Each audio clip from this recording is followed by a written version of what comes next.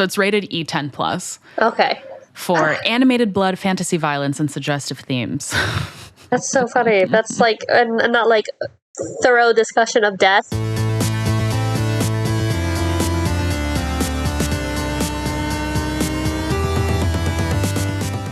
Hi, and welcome back to Quest Markers.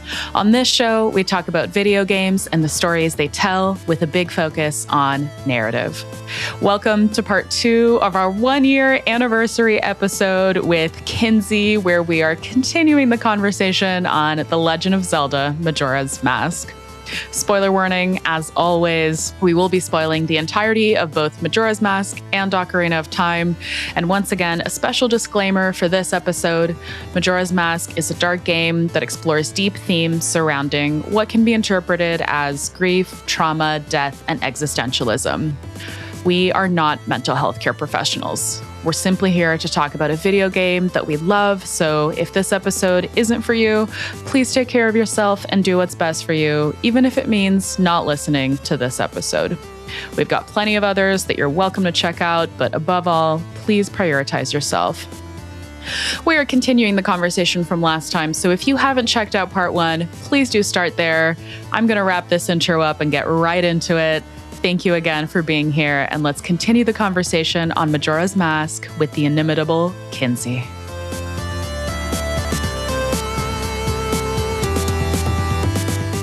There's so much in here, and I wonder, there's kind of the grief analysis. I wonder if there's kind of the memories and the pain and the trauma analysis to this game as well. And I think if we do apply that, the way that Link overcomes his and the Skull Kid overcomes his, like, their journeys are so different. Yeah. Oh, absolutely. No, I think that is also such a valid reading. I think actually, like, weeks ago I joked to you I could write about this game as a term paper for my degree, and yeah, I literally could. Genuinely. I really could. Yeah. And these two as like case studies, part of my clinicalness, but of, responses to isolation, growing up, and trauma. I mean, there's a lot there. And what's the difference between them? We could talk about Majora's Mask as this analogy for power, for corruption, and what that does in different hands. We can also look at the end of the game, if you give everyone happiness again such that you collect all the masks, you get the Fierce Deity mask from this scared manifestation of a younger kid wearing the Majora's Mask. And, what does that mean? The kid who doesn't get to play with anybody is so grateful for Link sharing all of this, and again, in the words of Happy Mask Salesman, this great happiness with him, gives Link this mask that is rumored to be comparable with the evil power within the Majora's Mask, and how those two do get out in this final battle. It could really be this comparison of systems of support in response to traumatic events and what that outcome looks like. Especially because if you have the Fierce Deity mask, it, like, in my opinion, actually makes the final battle lose a lot of its gumption, because it's way too easy for a Zelda game. Oh, agreed, yeah. But metaphorically, that's interesting. Gameplay-wise, they should have nerfed it. But, I'm sure they didn't assume anybody on their first playthrough would get all the masks, because it's hard. You have to do Cafe and Anji's quest like 3 times in different ways, if I remember. But, that's like a really compelling final outcome to this idea of, well, was Link being able to reach out to people and have people reach out to him, and what was happening to the Skull Kid, and where did they end up in different ways confronting one another, right? Oof. And it's funny, after all these years, I still question the symbolism of the Fierce Deity's mask. And I think you've gotten me a little bit closer to understanding what that means. And to me, I'm curious to get your thoughts on this, but to me, the Fierce Deity mask also represents anger, but almost a productive anger in that, anger doesn't always have to be seen as bad. Anger is an emotion of activity. It gets you up, it gets you moving, it gets you working out or going on a walk. I think that it can be used very productively. We also see the Skull Kid use it in devastating, horrific ways. And I think that's typically how we see anger being used. But I think it's also something that can give someone a feeling of focus and a feeling of action and a feeling of, if one is able to convert anger into something more productive, it can be used as something for good, such as overcoming hardship by channeling anger's momentum. But the Fierce Deity's description is really interesting, and I'm going to pull it up here because I don't want to butcher it. It says, you got the Fierce Deity's mask. Could this mask's dark powers be as bad as Majora's? And it's so gray. It's so gray. And so you sit there, you're like, should I even put this thing on? What's going to happen if I put it on? Is this going to be irreversible for me? Will it consume me? Yeah. What's it going to do? I think the Fierce Deity's mask is super interesting. Exactly. Because, you see the entire game, you're kind of dealing with the consequences of this supposedly equal opposite, maybe not opposite, energy of this mask and all of the woes it's caused people. And you receive something that is potentially just as horrible as a consequence for deeply caring about the people around you. And I think a more optimistic reading of that, right, could be, again, this idea of I have a lot of, anger, I have a lot of hurt, I have a lot of pain in me, and I can redirect that into ways that are healing and are acknowledging and validating everything that I have been through. And I'm also taking care of my future self, right? And what is that difference between I don't have these tools. I'm alone, I'm isolated, I'm scared, I have no language for this, I have no one to even listen if I did. And it's the same swelling of emotions that's really unprocessed and uncared for. So I think that's an optimistic look of it, right? Like, hey, it could come out these two ways. But I think there's also the very other side of that, which is that it's very easy always. It's always, again, that precipice of I require so much of my internal motivations and goodness and perspective to utilize this correctly, and that is horribly subjective and takes a lot of questioning about whether or not I should indulge this and lean into this. Like you said, like, should I even wear this? Is it going to be okay? And that's a question I love, and I get why the game does not allow you to explore that further. But yeah, agreed. I've always been so fascinated by the Fierce Deity's mask and what it can mean. And I find it really interesting that you can't use it anywhere else but the battle against Majora's Mask. And I think this game, I don't know if I want to say more than any other game, because there's a few games that I can really think of that just are so good at evoking emotion. Nier Automata being another one. Of course, absolutely. Top of the list. Obviously. Understood by all. Yeah, I mean, easy. Within the first 30 minutes, you're crying. But truly. But I think Majora's Mask is so good at making you feel, whether it's through the main story or its side quests. You feel the dread of seeing the moon above you or of seeing the timer in front of you. You feel the horror of running out of that time. You feel the Woodfall King's ire, and you feel Anju's pain of being separated from Cafe, and you feel the defeat of not making an impact when you turn back time, of seeing things go back to the way they were, even though you helped all of these people. And I think that's the point of the game. It's not a game that relies, I mean, certainly every game relies on you kind of mastering mechanics, but way, way, way more than that. I think it's a game that just tries to make you feel and make you face emotion through all of these people that you meet and through the existential dread that you feel throughout the entire game. And it does such a good job, I think, at doing that, because you're able to experience all of these emotions through the different community members that you meet in all of these areas. And I find that to be really striking, and I think they did a fantastic job. And then again, I remember that this was developed in 1 year, and I'm like, how? Yeah. How? I would love to be a fly in the wall for that production process, truly. If there's one game. Yeah. Agreed. Yeah. Agreed. Yeah. But no, I mean, I just think you're so right. I think this game, and I was thinking about this recently about kind of this sanitization is a strong word, but it's the one I have right now of children's games in the past 20 years, and not in a way that I think is like super bad and we shouldn't have done it. But, you know, I struggle to imagine this game coming out in 2023. In the way it is. 1,000% agreed. You know, yeah. And what's it rated? Is it rated E? It probably is, and it probably shouldn't be. But, you know, it's fine. We turned out fine.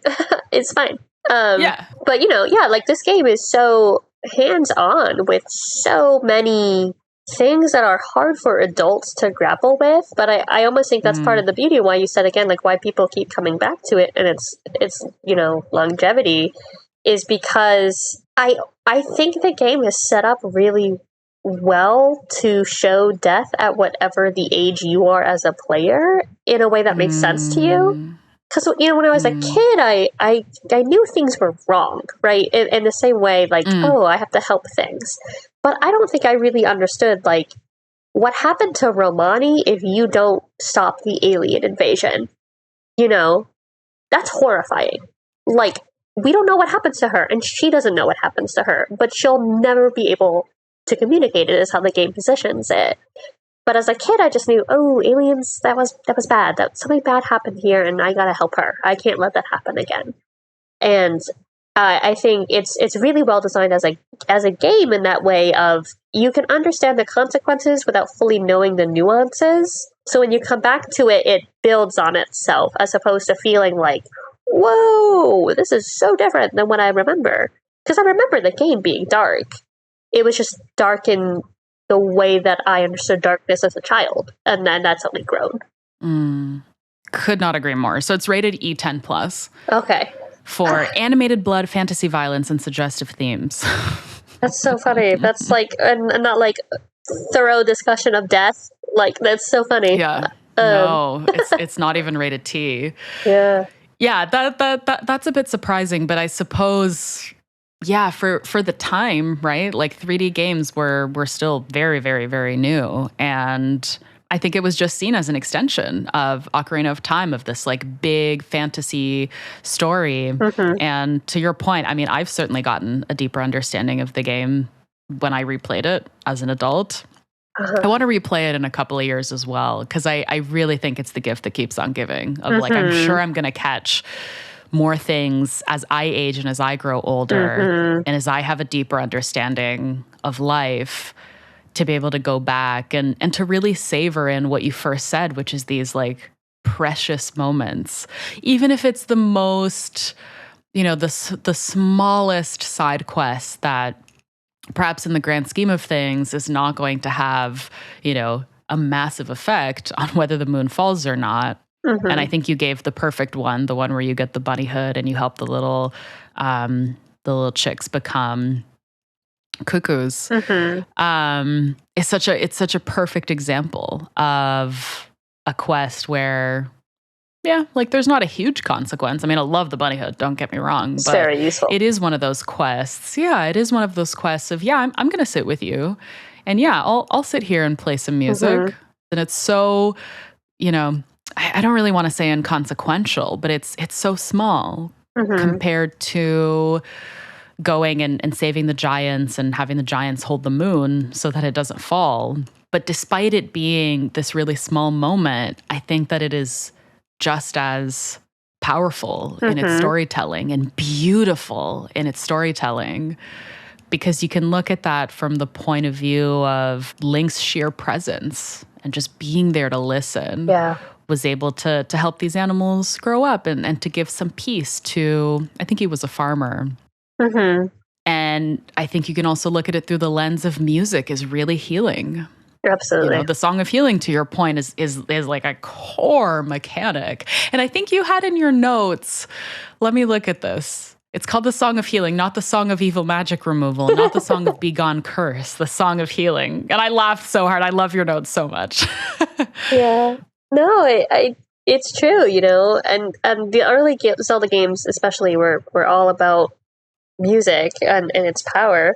And I think this game just really shows that off. And now that I'm thinking about it, since when I said like it was kind of an inconsequential quest, like I think that's why this game stayed with so many people, because Majora's Masks lets you learn and care about the world, so you want to save it. That's good. Yeah, I it's really sitting with me, like, when I played it when I was young, and every time I've replayed it since, I've always had this, like, really honestly, like, specific timetable of what I do before I beat the game. Because, every time you reset the world with the Song of Time, every area goes back to its original kind of corrupted state. So I would kill every single boss again to cure the land. I would try to do as many side quests as I can. I get rid of the aliens. I help the birds grow up. I set up Cafe and Anju to be reunited. I'm talking like literally every side quest you can jam in 3 days. So that when I finally beat Majora, the world was in the best state it could be to then move forward. And, look, there's not like, in game, there's no incentive to redo most of the side quests, right? Like, there's normally some value in killing the main boss again of an area so that you could do the stuff you unlock there with more time. Like, I'm thinking of how to get the most upgraded sword. Like, it's a lot easier to do that if you skip ahead. But for most other things, like, you don't have to show the dancing girls your sick routine so they feel great about the carnival. Like, you don't ever have to do that again. But I wanted to, because it mattered to me that Clocktown was happy. And I don't know of a lot of other games that would have me that invested in this completely imaginary post game, And I think that's why it's so special. Yeah. I'm racking my brain to think about, and there are a few games where it's like, absolutely, I would want to redo the side content. But I'm not usually someone who does side content. I'm usually so engrossed in the main story that I'm like, I need to know the next thing that happens. And then sometimes if I'm really itching to revisit a particular world and environment, I go back to a game and do side quests. But Majora's Mask is one of those games where, to your point, I cared because you get to bring some peace or some joy or some happiness or some ease or some relief to the characters. And I, too, was so invested in seeing the people get to the better outcome, whatever that was for that particular NPC. And I think that's so special because I don't normally do side quests, but I was so invested. It felt like it was necessary for me to do that before I finished the game. Mind you, I was a kid when I played it. I actually had like the paper book guide. Oh, for yeah. it. Oh, I know the one. Oh, can't play it without the paper guide. Truly. Like, actually, it is kind of hard. No, genuinely. And I still think about Anju and Cafe's quest line, which is massive. And I think about, oh my goodness, doing this without a guide and the serendipity and this small thing happened, therefore this happened, therefore this happened, therefore this happened, like the butterfly effect of things is really beautiful, and I think encapsulates how powerful the smallest actions that we do in our life and how much that can have an impact on other people. Absolutely. Whether it's, like a friend remembering something small about you and texting that to you, or like whatever that might be. I think the game is so good at portraying the fact that the smallest things can have such a beautiful, deep, powerful, positive impact on the people around us. And I just, that to me is the heart and soul of this game. We can do all these big things, right? Like helping Lulu get her eggs back, and we can see, the happiness that restores. Sure. Or we can go, and to your point, teach the dancers that dance. And yet there was something within me that was like, but I want to go do that. Yeah. Even on a repeat playthrough. I'm like, I want to go do that. Even if I don't end up using the Fierce Deity's mask at the end, I want to go do it. I wanted to see the people, and I cared so much about seeing the people be happy. Yeah. Yeah, and that truly is a good happiness. Like, it is. Like, Majora's Mask is proof that, like, people care about people, but, like, truly, like, it just evokes such a, emotional reward, sure, but even just a feeling of, I'm morally obligated to help these people, and I want to, on top of that. But I've seen what happens, right? Because you can't get it right the first time. You see what happens, and sometimes it's small scale. And I feel like the fact that letting these people down, even though they don't know you are, the fact that sometimes it is also not a huge deal, but it still matters, makes me care about it even more. Because it's just it's human expectations and it's human feelings of disappointment and loss and isolation. And, you want to do the right thing because it's right and because you know that you can. And if we're talking gameplay mechanics, a lot of the rewards for these side quests are a mask that lets you get a piece of heart. So, ludonarratively, helping people gives you life, right? And it makes you stronger against the evils that you have to then face on your own leader. And I think that's beautiful. And it makes your heart fuller. The Grinch's heart grew 3 sizes that day. So did Link's when he, busted down at the Milk Club, whatever it's called. But, like, I just think, the game has its own ways of showing you how it matters, but I think the fact that so many people remember it outside of those contexts shows that it actually just has a much stronger implicit reward for wanting to do these things. And again, that's why it matters to people. Yeah. One thing that you said you can't get it right the first time around. And I know I promised I wouldn't make you late for D&D, but No. I might be apologizing to your D&D group because I just there's a couple more things I want to talk about if that's okay. Yeah, no, let's do it. But you said you can't get it right the first time around. Isn't that true? Yeah. In life? You can't always get things right the first time around. And I think, I won't go too deep into this, but I think in general, society places the expectation of perfectionism on people. And I think we are expected to get things right. And I think, the implicit expectation there is to be perfect all the time. And I think that that's a pressure that can weigh quite heavy. I just think that there's this expectation of just doing things right the first time around. And I think we need to allow ourselves more grace for learning. But I love that you touched on you can't always get things right the first time around because the game encourages you to get it right the second time around. Yeah. You know what? If you don't get it right the second time around, you have the opportunity to get it right the third time around. If you don't get it right the third time around, you get the opportunity to get it right the fourth time around. And in that way, I feel like the game gives the player so much grace to be like, you know what? It's okay. It's okay to make mistakes. And it's okay to have the grace to learn from them. But what's required for that is for you to lean in to the feeling of being humble and to say, yeah, like I didn't do this right the first time around. So I'm going to try again and I'm going to try to do it better the next time around. That I never thought about it in that way until you said that. You might not always get it right the first time around. But you have the opportunity to try again.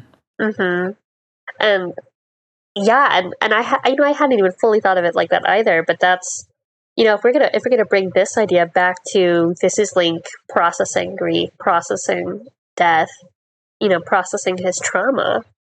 That is so salient of an idea of Link has to come to terms with he didn't get it right, but he can next time, and that will impact people just as much as if he got it right the first time.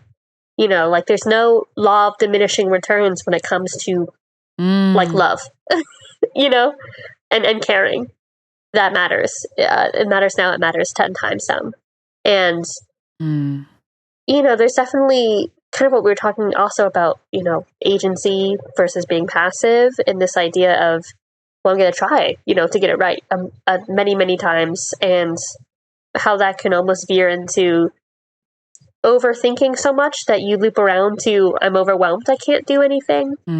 But the game is so steadfast, and that time continues, but you can set it back, but you can't stop it.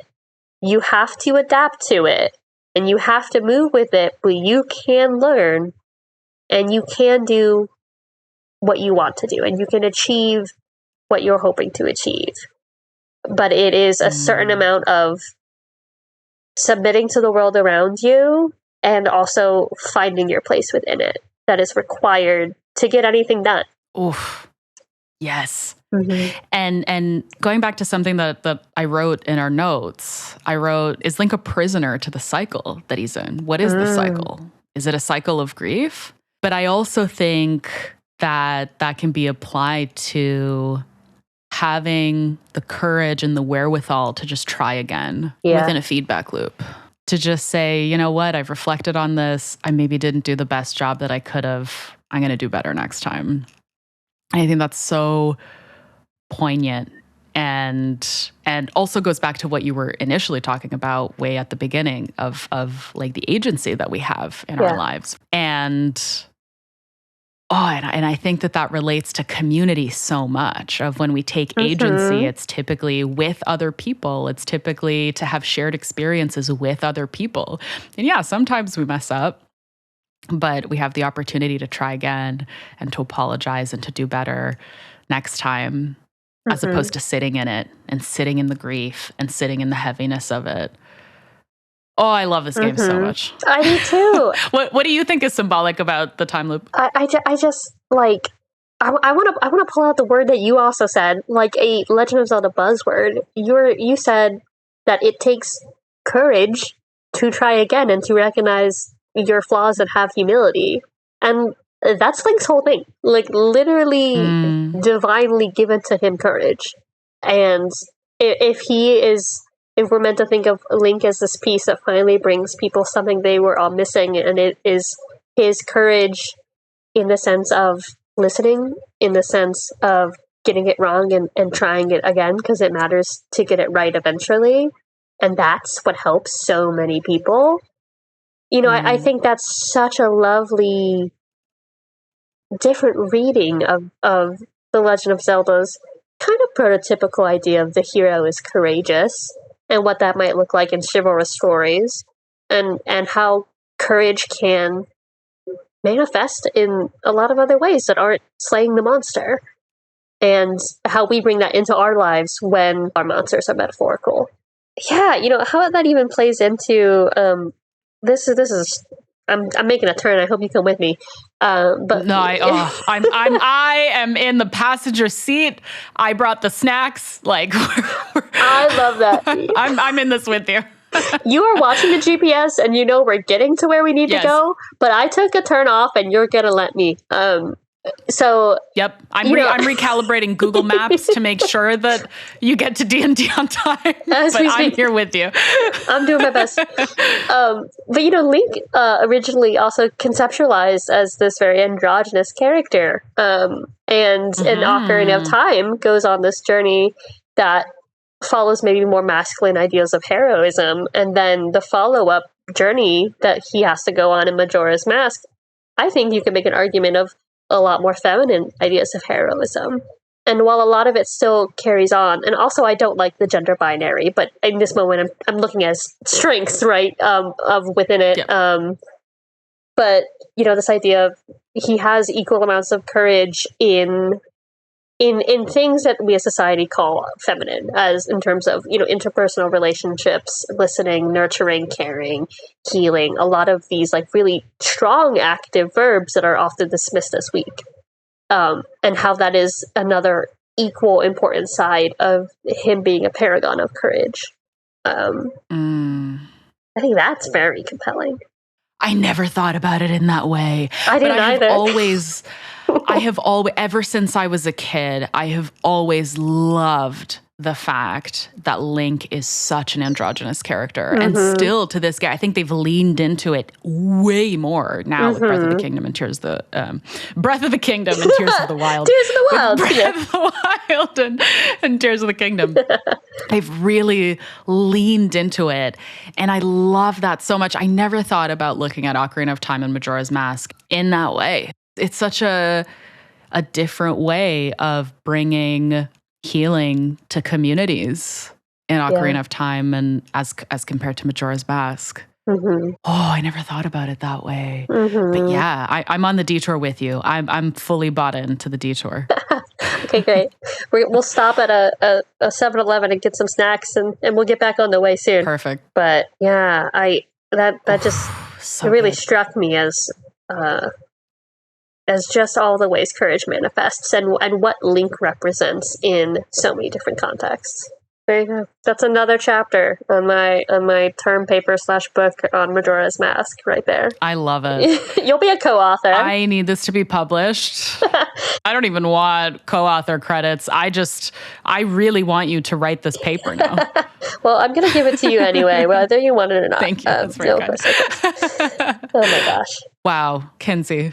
I said I would get you to D&D on time. So maybe to wrap us up, a couple of things. I want to go back to the first thing that you spoke about, which is despite the despair and the horror and the feeling of complete dread that you feel in this game, one of the main themes is that life is so precious and that there's joy in the smallest moments. And that's what I love about this game. And I think throughout our conversation, I can now confidently say that Majora's Mask is my favorite Zelda. I think me too. Yeah. There's so much in it. And again, I'm just completely shocked that this was developed in 1 year. But also what a beautiful example of what excellent constraints and excellent expectations can do. And, you know, when you and I put our production hats, that's like the first thing that we set up is the boundaries. But yeah, what a beautiful, beautiful way to think about the game, that life is precious. Do you have any final thoughts? I think final thoughts is that this game is it just feels so embodied. And there's so much we didn't even get to talking about, like, the nature of the world, this idea of Link having to physically transform himself and have a different body, and all these ideas. But it's just because it feels like no choice in this game was made because of convention. They were all individually and intentionally selected, and everything is cohesive because of that. You know, Zelda as a series, that's a word, you know, in a lot of ways has been convention setting for the industry. And I think this game is just so strong on its own because it feels like, you know, we're out here like, oh, these huge theories, what if Link's dead? But like the fact that is actually possible and has so much in the game, I think is a testament to how much was put into this game. And you don't even have to engage with all of it like that, but the way that everything is, dare I say, alive and in communication with one another, and has this engine of like reciprocity of how Termina breathes around what you do is incredible. And hard to replicate. I don't think truly a lot of games have since.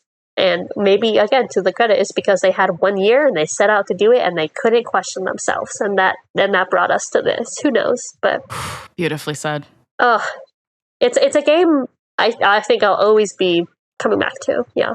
Agreed. We might just have to continue this. Like, we might just have to have another Majora's Mask episode at some point down the line. Reply or leave a comment if you want Kinsey to come back for Majora's Mask Part 2. Kinsey, you know that you're welcome to come back at any point in time. You just give me a call or send me a message. You can come back anytime. Just be like, hey, I want to talk about this game. I will play it in a heartbeat so that we can talk about it. Okay. Including, I will gladly sit and talk about Majora's Mask with you again.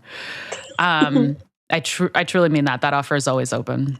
But to wrap us up, as always, you have time to plug anything that you'd like. Last time, you made just the most beautiful request, which was to support teachers and support educators. And I think about that pretty often, actually, the fact that you said that, because I thought it was really beautiful.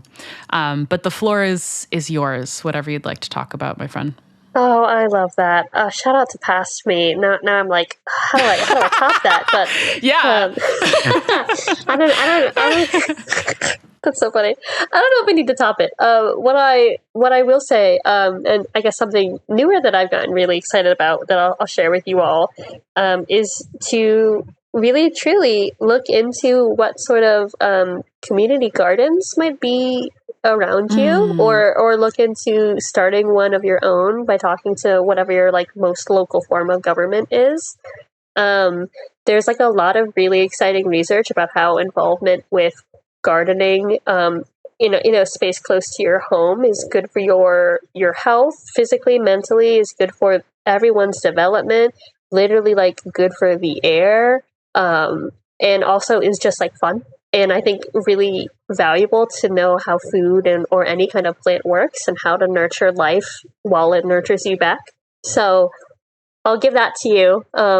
If you are feeling inspired about helping your community, community garden is a really great way to get started.